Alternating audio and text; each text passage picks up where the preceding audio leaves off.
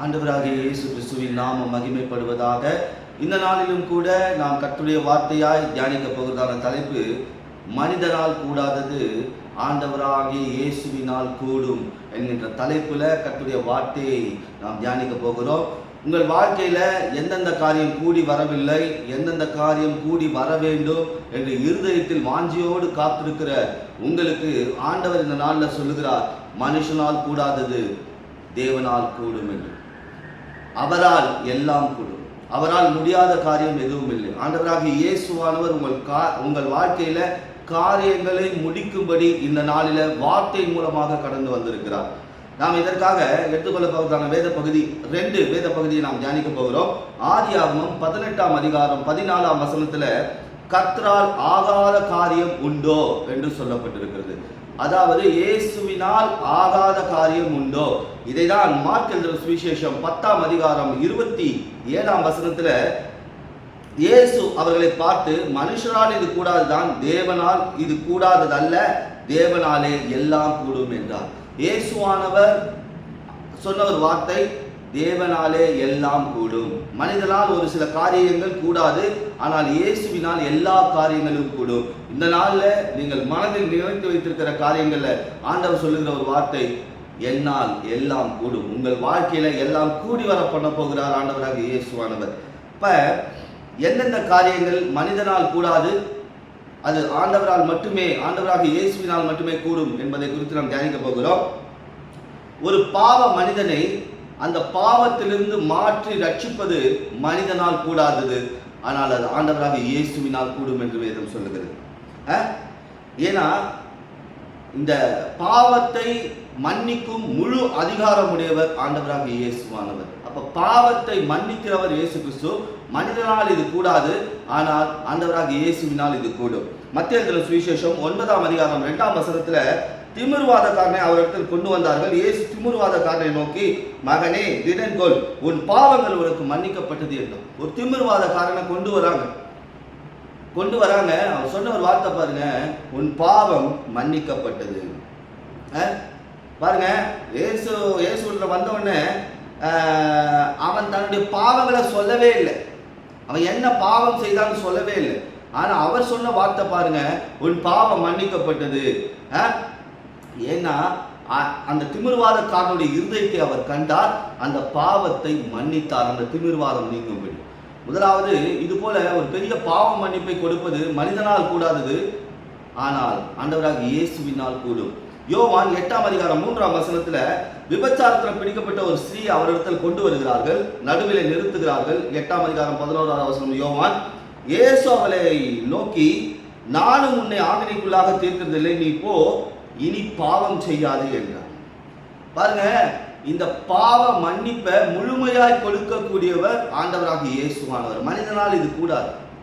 மனிதனால் ஒரு மனிதனை முழுமையாக மன்னிக்க முடியாது, ஆனால் ஆண்டவராக இயேசுவினால் என்ன செய்ய முடியும்? எல்லா விதமான பாவங்களையும் மன்னிக்க முடியும். லேவியராகமம் 20ஆம் அதிகாரம் 10ஆம் வசனத்துல விபச்சாரம் செய்கிறவன் கொலை செய்யப்பட வேண்டும், அப்படிதான் வேதம் சொல்லுது. ஆனா பாருங்க, மனுஷனால மன்னிக்க முடியாத இந்த பாவத்தை ஆண்டவராக இயேசுவானவர் மன்னிக்கிறவராக இருக்கிறார். இந்த நாளிலும் உங்கள் வாழ்க்கையில ஏதாவது பாவம் செய்திருப்பீர்களானால் அதை ஆண்டவரிடத்தில் ஒப்புக்கொடுங்கள். ஆண்டவரே, நீர் பாவத்தை மன்னிக்க வல்லவர், என் பாவத்தை மாற்ற வல்லவராக இருக்கிறேன். ஒரு மனிதன் என் பாவத்தை மன்னிக்க முடியாது, ஆனால் இயேசுவே, நீர் என் பாவத்தை மன்னிக்க முடியும், அது உன்னால் ஆகும், உம்மால் கூடும் என்று அறிக்கையிடுங்கள். நிச்சயமாகவே உங்கள் பாவங்கள் மன்னிக்கப்படும். 2வது காரியம் சொல்றேன், பரம்பரையாய் தொடர்ந்து வருகிற சாபத்தை மாற்ற ஒரு மனிதனால் கூடாதது, ஆனால் ஆண்டவராக இயேசுவினால் உங்கள் சாபத்தை மாற்றக்கூடும். ஆண்டவராக இயேசுவானவர் உங்கள் சாபத்தை மாற்றக்கூடும் என்று இந்த நாளில் சொல்கிறார். பாருங்க, பல குடும்பங்கள் இந்த சாபத்தினால தான் அழிந்து கொண்டே போகுது. குடும்பமாய் தலைமுறையாய் சாபம். இந்த சாபம் நம்முடைய வாழ்க்கையில துக்கத்தை வரவைக்கும், அதே போல நம் வாழ்க்கையை பட்சித்து விடும் என்று வேதம் சொல்லுகிறது. ஒரு பெரிய துக்கத்தை கொண்டு வந்துகிட்டே இருக்கும். இந்த துக்கம் மாறவே மாறாது, வாழ்க்கை பட்சித்தே போயிட்டு இருக்கும். எரேமியா 23ஆம் அதிகாரம் 10ஆம் வசனத்துல நான் சுருக்கமாக சொல்லிக் கொண்டிருக்கிறேன், தேசம் சாபத்தினால் துக்கித்தது. அப்ப ஒரு குடும்பத்தின் மேல் தொடர்ச்சியாய் சாபம் இருக்குமானால் அந்த குடும்பத்துல ஒரு துக்கமான சம்பவங்கள் இருந்துகிட்டே இருக்கும். அந்த துக்கத்தை மாற்ற மனிதனால் கூடாது, ஆனால் இயேசுவினால் கூடும். அதே போல ஏசாயா 24ஆம் அதிகாரம் 6வது வசனத்துல சாபம் தேசத்தை பட்சித்தது. அப்ப இந்த சாபம் நம்முடைய வாழ்க்கையை துக்கமாகவும் பட்சிக்கிறதாகவும் இருக்கு. இந்த பட்சிக்கிறது என்றால் ஒரு நெருப்பு பற்றி எப்படி முழுவதையும் சாம்பலாக்கிவிடும், அதுதான் பட்சிப்பது, வாழ்க்கையை சாம்பலாக்குவது. அப்ப பாருங்க, இந்த சாபம் நம்முடைய வாழ்க்கையை ஒரு உருக்குலைய வைக்கிறது. இதை ஒரு மனிதனால் மாற்ற முடியாது, ஆனால் இயேசுவினால் கூடும்.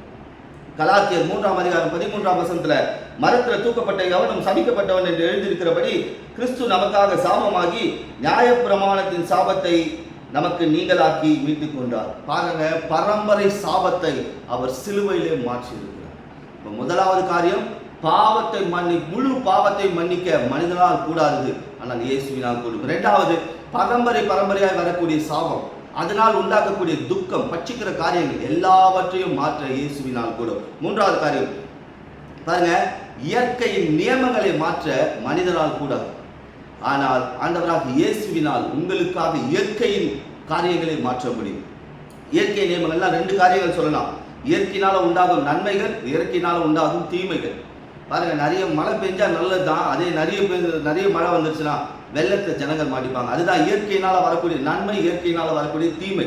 மார்க்கு சுவிசேஷம் 4ஆம் அதிகாரம் 39வது வசனத்துல பாருங்க, இயேசு கிறிஸ்து படகுல இருக்கிறார், ஒரு பெருங்காற்று அடிக்குது, அந்த இடத்துல சீஷர்கள் மாட்டிக்கொள்கிறார்கள் படகுல. அந்த இடத்துல அவர் சொன்ன ஒரு வார்த்தை பாருங்க, அவர் எழுந்து காற்றை அதட்டி கடலை பார்த்து இறையாதே அமைதலா இரு என்றார். அப்பொழுது காற்று நின்று போயிட்டு மிகுந்த அமைதல் உண்டாயிற்று. இயற்கையே அவருடைய கட்டுப்பாட்டில் இருக்கு. இந்த இயற்கையை மனிதனால என்ன பண்ண முடியாது, கட்டுப்படுத்த முடியாது. உங்கள் வாழ்க்கையிலும் இது போல காற்றுகள், பலமான காரியங்கள் மோதலாம் உங்கள் வாழ்க்கையில், ஆனால் அதை அமிழ்த்த ஆண்டவராக இயேசுவினால் கூடும்.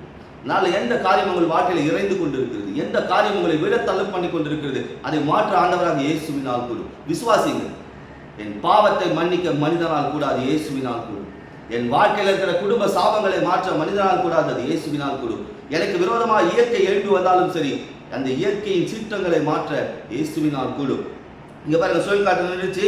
அதே போல அப்போஸ்தலர் நடபடிகள் 14ஆம் அதிகாரம் 17வது வசனத்தை, வானத்திலிருந்து மழையையும் செழிப்புள்ள காலங்களையும் நமக்கு தந்து ஆதாரத்தினாலும் சந்தோஷத்தினாலும் நம்முடைய இருதயங்களை நிரப்பி.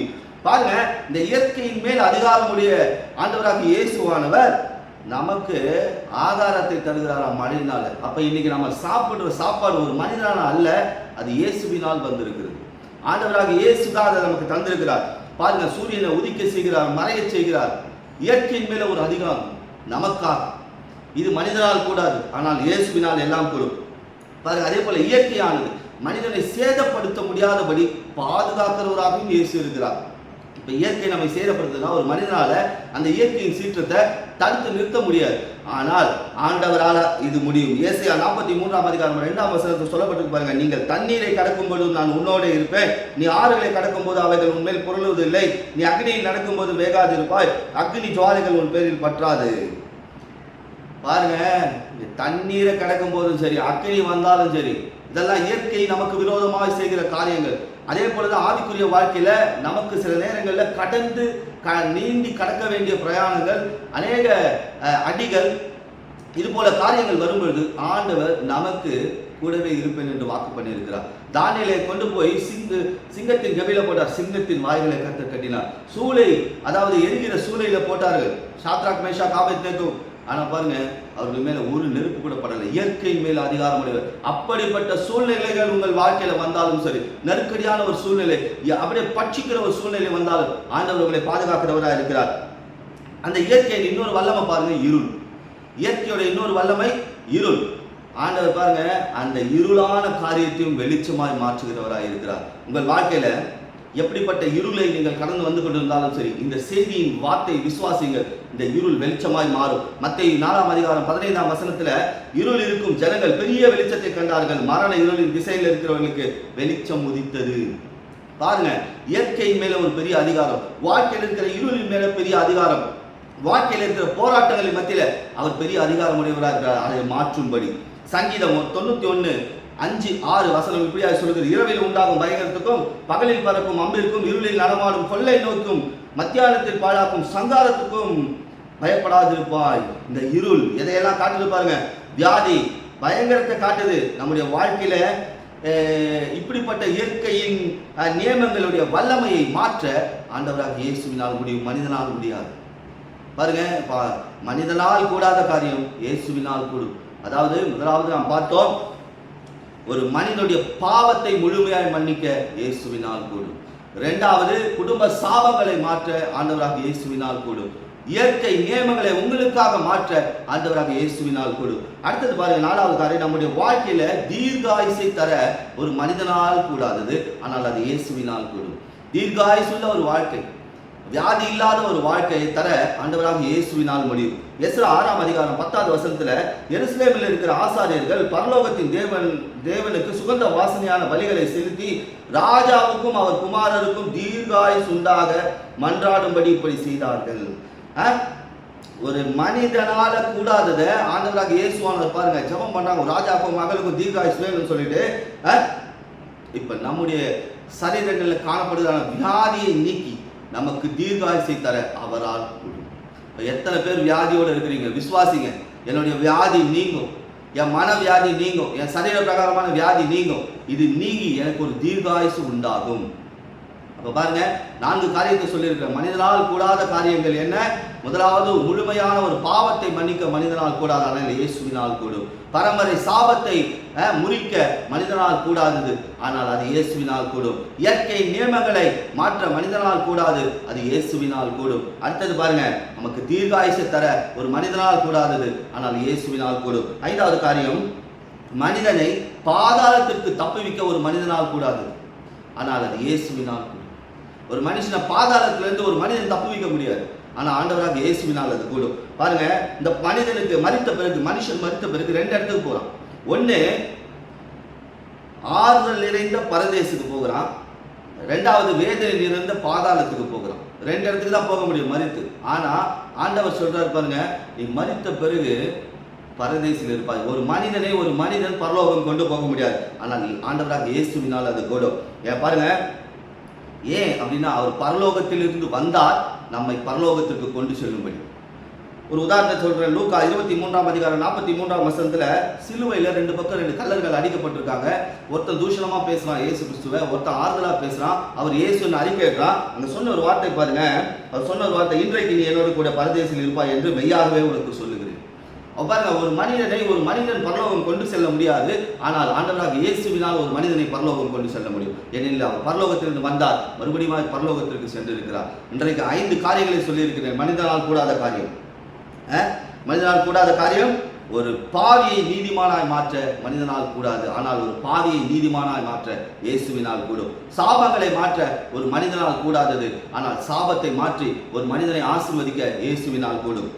இயற்கை நியமங்களை மாற்ற மனிதனால் கூடாதது, ஆனால் இயற்கை நியமங்களை நமக்காக மாற்றி நம்முடைய வாழ்க்கையை வளமாக்குகிற இயேசுவினால் கூடும். ஒரு மனிதனுக்கு தீர்காயுசு தர ஒரு மனிதனால் கூடாதது, ஆனால் ஒரு மனிதனை தீர்காயுசு தந்து ஆசீர்வதிக்க இயேசுவினால் கூடும். ஒரு மனிதனை பரலோகத்திற்கு கொண்டு செல்ல ஒரு மனிதனால் கூடாதது, ஆனால் பூமியில் இருக்கிற மனிதனை பரலோகத்திற்கு கொண்டு செல்ல ஆண்டவராக இயேசுவினால் கூடும். உங்கள் வாழ்க்கையில கூடாத காரியங்கள் எல்லாம் இந்த நாளில் கூடும் என்று ஆண்டவராக இயேசுவானவர் சொல்லியிருக்கிறார். விசுவாசிங்கள், உங்கள் மனதில் இருக்கிற காரியங்களை தேவ சமூகத்தில் அறிவியுங்கள்.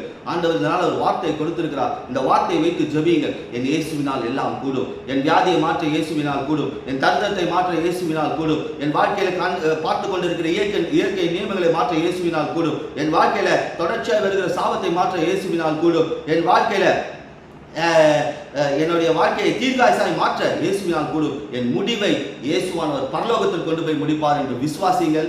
நிச்சயமாகவே இயேசுவானவர் உங்கள் வாழ்க்கையில் செய்கிற காரியங்களை நீங்கள் சாட்சிகளாய் அனுபவிப்பீர்கள், பேசுவீர்கள், சாட்சிகளாய் வாழ்வீர்கள். இந்த செய்தியானது உங்கள் வாழ்க்கையில ஒரு பெரிய மாற்றத்தை கொண்டு வரும் என்று நான் விசுவாசிக்கிறேன்.